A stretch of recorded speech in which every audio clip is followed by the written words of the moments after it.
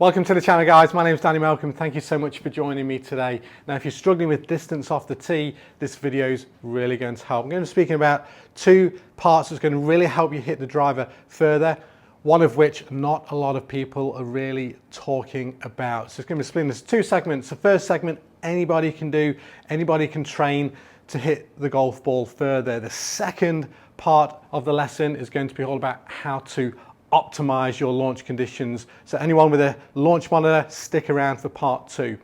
Okay, so part one, how do we hit the ball further? Well, we need to be able to deliver maximum ball speed off this face, maximum transfer of energy from the club head to the golf ball, which is going to equate to more distance. So one thing that not a lot of people are talking about, and it's almost a bit of a lost skill. If you look at today's drivers, I mean, they're much bigger, big heads. You know, it's back in my day when I first started out. I mean, I've been playing golf for 27 years, and when I first started, it was the old persimmon woods, and we had the nailed part into the face there, and it's such a small club, and it was really an art and a skill to really hit out of the center with those clubs. So if you didn't hit out the middle, you really knew about it. You lost a ton of distance. But in today's game, with the big heads, they offer, more forgiveness. But with that becomes off-center hits can reduce ball speed. It can affect curvature of your ball flight with gear effect, which we'll talk about in a moment. And so hitting that center sweet spot is still a skill that we want to develop. And oftentimes these days, if we don't hit the middle, we don't always know about it, we don't feel it because some of the clubs are so forgiving. So the first part, guys, how to hit the golf ball further is understanding where you're hitting it on the club face. So one of the best things you can do is get some strike spray or the Dr. Scholl's foot spray or something similar. Put a little coating here on your club face. You don't need much. And just get an awareness of where you're hitting it on the club face. Now, this is something that not enough golfers are doing. Now, if more golfers did this, I'd be out of some lessons. I'd be out of a bit of a job, because this is a skill that you can just develop yourself with time and practice, you know, in the dirt, as they say, just getting stuck in and figuring out where the center is. What does an off-center strike do to your ball flight, etc. So I'm just going to hit a few here and just see where they're coming out, and then we're going to go into some training drills for you guys. So I've got my driver here. I'm going to get just hit a normal stock shot and just see where this is coming on the club face. So you can see that one there, and that is a little bit of my bias. There's a little bit of a toe strike, as you can see. So there, the club face was open on that one as well. And as you can see, with that slight toe strike, my smash factor was still right up there at 1.49, which is super efficient. And that's what you often get with the drivers these days, and the forgiveness and the technology that's behind them. But that wasn't massively off the center, just a little bit. So we'll try again.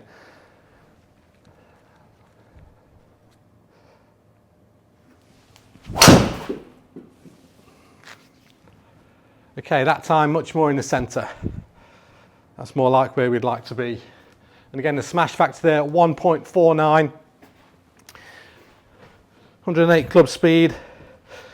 A couple of years ago, before a couple of niggles and injuries, I was swinging that at 118 miles an hour. So just swing within your means, guys. Don't. With this video, I'm trying to get you guys to be efficient first. So this isn't all about how to swing it faster, knowing that some of us have limitations, myself included. I've got some niggles, some injuries. I'm getting a little bit older. My club speed is slowing down a little bit. I could train it, but at the moment I'm not. So guys, you don't need to, let's get efficient first, because there's a lot that's been left on the table for the most everyday golfers. If you get efficient first and then start to build speed on that, if that's appropriate for you. So, you know, a couple of decent ones there, guys, fairly out of the center, but my bias is a little bit of a toe bias, which can sometimes cause a little bit of a hook.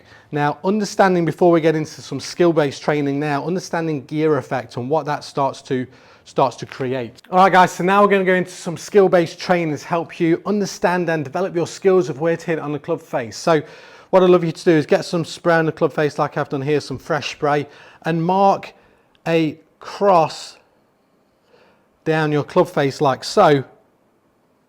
So you create 4 segments on your club face. So you've got high toe, low heel, and high heel. Now we're going to train some skills here in a moment, but just understanding what effect different strike locations has on your ball flight. So if you hit the ball, all else being equal, with a neutral path, neutral club face, all else being equal, if you hit it in the high toe area, you're going to create a lower amount of spin, but some, for the right-handed golfer, some right to left curvature with gear effect. If you hit it low toe, you're going to create more backspin, and again, that right to left gear effect in spin. If you hit it low heel, you're going to create more backspin and more left to right spin. So if you're a slicer out there and hitting it low heel, that's not doing you much good. You want to certainly be shifting it more up into the high toe area. And if you're high heel, it's going to create that left to right curvature with less spin. So anything high on the face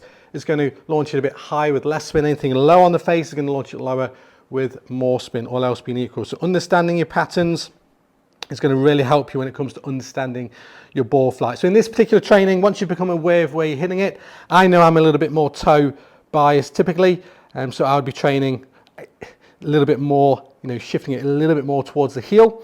There's certainly an equipment conversation to be had there as well with a lot of players.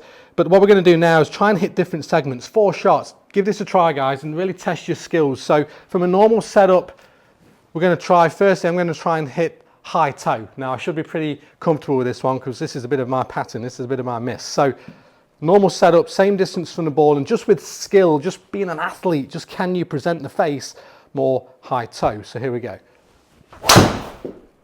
Now of course don't worry where this ball goes because it's going to really affect the ball flight and a lot of things, but you can see there that first one high toe, so I'm pretty comfortable with that one. So 1 out of 1 there. Now we're going to go to low heel. We'll do the opposite. Now this is one that I struggle with hook being my bad shot. So if I can get low heel, that'll help. Now again, with this, when you're practicing it, leave your ego at the door on the driving range because the ball can go everywhere when you're hitting it way off center. But we're doing it on purpose. We're doing it wrong to get it right. We're building a skill. So same setup, same distance from the ball. I'm going to try and hit low heel now. Here we go. So not bad. So heel side, so happy with that, but it wasn't quite low heel. So not a bad effort, not a bad effort. And you can see there, guys, my club face was close to my path by a degree, yet the ball curved from left to right. And that's the gear effect kicking in there, guys. That's the gear effect. So understanding the importance of strike location is huge because you could think, oh, I've hit that shot, but I had my club face wide open, when in actual fact you didn't. The ball's just curved to the left. So now that's the beauty, I guess, in some ways of these modern drivers with the roll and the bulge on the face. It really helps us work with gear effects, not have it working against us. So, it's there for a reason, but if you're not aware of why it's curving a certain way, then how can you improve your game? Without the awareness, you can't make the right decisions to improve and create better results. So awareness is key. So that's the second stage. Now we'll go low toe. We'll go low toe. This should be okay, this one. Again, toe being my bias. Here we go. Oh. There we go, so low toe. So you can see I'm starting to shift it around on the face, but my swing is staying the same. So this is just that little bit of that skill aspect. And now we'll finish on high heel. Same setup, same distance from the ball, working on the skills. Oh, that felt horrible, rattled through my fingers, almost hit the shaft there. But there we go, that was high heel. So I got 3.5 out of 4. I'll give myself half a point for that one. 3.5 out of 4. So guys, that's a skill to develop. And these modern drivers, yes, I was in the extreme on some of those, so I did feel it. But if you're just a little bit off here and there, you might not feel it that much. You might not feel the massive amount of twisting as you hit it because the drivers are so well designed these days. But you can see, look at that one, smash factor 1.36. Again, my club face closed 9 degrees relative to the path, yet the ball's curved from left to right. But the curvature on the face has helped start it left. So just understanding, because you could think, oh, I'm coming way over the top there and I'm fading, I'm slicing it. My club path was pretty neutral. Guys, the importance of strike location, it really has become a bit of a lost skill that I've found over recent years with the modern technology. So get stuck into some of that work, guys, and then you'll start to understand your pattern, understand your bias, and then you can start to work it back to the center. Now, if you are a bit of a slicer of the ball, typically you would actually like to encourage being a little bit more towards the toe side, because that's going to offset a bit of that open face. If you're a bit of a hooker of the ball, a bit more towards the heel can help. Modern drivers can certainly help with the adjustability of not only the club face in terms of the hosel adjustments, but also the weighting in the back with a lot of drivers. So there's a lot of, there's an equipment conversation there as well, but if you can understand how to hit the center and how to shift the strike location, you're going to be, you know, a much better player. Sometimes professionals might purposely, not always, but they might try and, you know, if it's into a left to right wind, they might try and hit a little bit more out of the toe to hold it into the wind, and vice versa with a heel strike. So they'll shift it a little bit, but not really. They're not doing that on a stock shot. So, but it's a great skill, you know, just a wonderful skill to develop, so you can get maximum ball speed and start to hit that ball a little bit further. Now, there you go. That's my slightly toe strike again. And so, guys, massive part there. So that's part one, all about how to hit out of the center. And if you do that, you're going to be starting to hit the ball much further without swinging it any faster, becoming more efficient. Now, part two, for those of you with launch monitors, it's all about how to optimize your launch and spin conditions. So let's dive into that. All right, so now we're moving on to part two, which is how to create optimal launch and spin conditions. So this is for those of you with a launch monitor. So if you look in the bottom corner here of the screen, you've got the ping spin optimal spin chart. So this is really going through what's the optimal conditions based on your delivery and based on your ball speed. So if you know your attack angle and where the club's traveling in impact, is it traveling up or is it traveling down or pretty neutral? That's one idea you need. And then the second part is just understanding your ball speed. So you'll see here, as we start to hit a little bit more up and the attack angle gets more up on the ball, you'll see that the spin conditions start to change. The optimal conditions start to change. So we get less spin required, whereas if you're swinging it, hitting down, you're going to require more backspin to try and get it into that optimal window. So you'll see with that legend there as well, as the attack angle starts to shift up throughout, you'll see that the legend, the distance starts to increase. And that's why oftentimes people are talking about how we want to hit up on the driver, because that really helps optimize distance. So let's dive in here, guys, and we'll see where I'm at the moment. That was my shot, just the one shot before I started this video, which was probably my best one. So you'll see there we're right in that window. TrackMan has a wonderful tool here as well, but I'll try again and I'll try and just hit up a little bit on the golf ball and see what optimal conditions it provides for us. So here we go. Okay. So we've got there 3, so I've obviously left the face open, but in terms of the optimal launch conditions, I was pretty close to that. A good launch window, a good launch angle, spin at the low to mid 2000s. So that's pretty good based on that particular, that particular delivery. So what you want to do, if you are launching it to, let's say you're hitting 2 down on the golf ball, so I'll try and hit 1 down for you here, and you'll see those optimal conditions will change.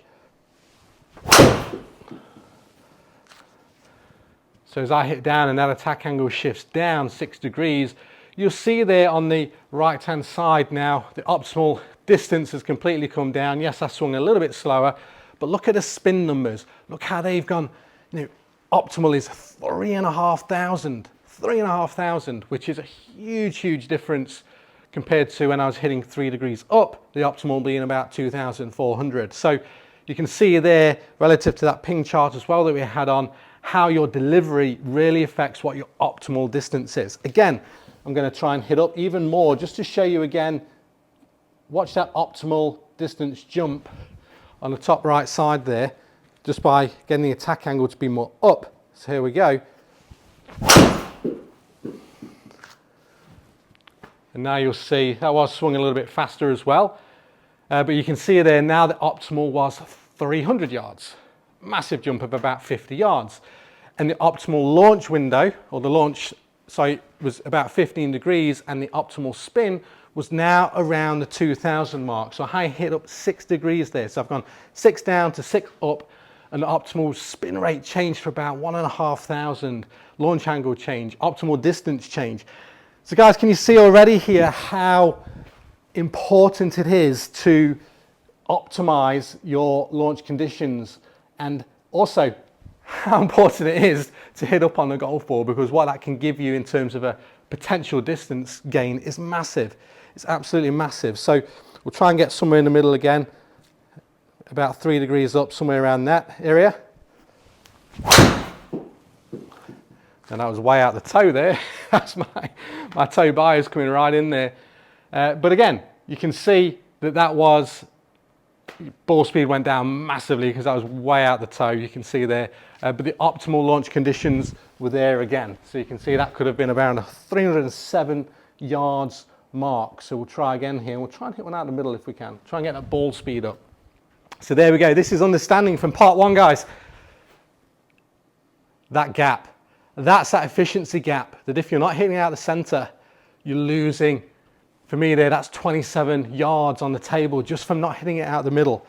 So I don't play often, so this is pretty much you know, the truth of where I would be at the moment, and coaching full-time young family.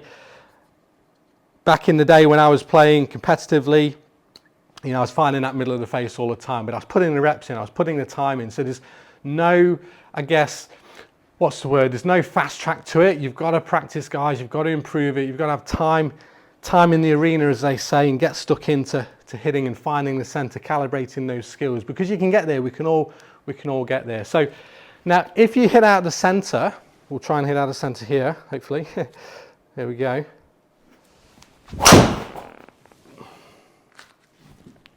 See how that one was? So I've gone the other way, but it was out the middle, so I had the face a bit closed. So you see the ball speed's jumped up significantly. That was 300 yards. Yes, it was left, not ideal. But if you hit out the center and then let's say your spin is increasing or your ball speed's not quite where you want it to be, oftentimes I see that as also a face to path relationship that's not quite working. So for example, if I was to, for a lot of players who may be slicing the ball, so I'll try and hit one here. So you see with that one there, that actually felt like a pretty decent strike. But with that face being so open to the path, the ball speeds drop significantly. The spin rates increase because the spin lofts increase, the loft that you deliver. When the club's open to the path, you'll see the face is presenting more loft. So it can also be a face to path relationship that can affect your ball speed, your launch conditions, and your spin rates, and therefore your total distance. That there is 211 yards versus 270 optimally.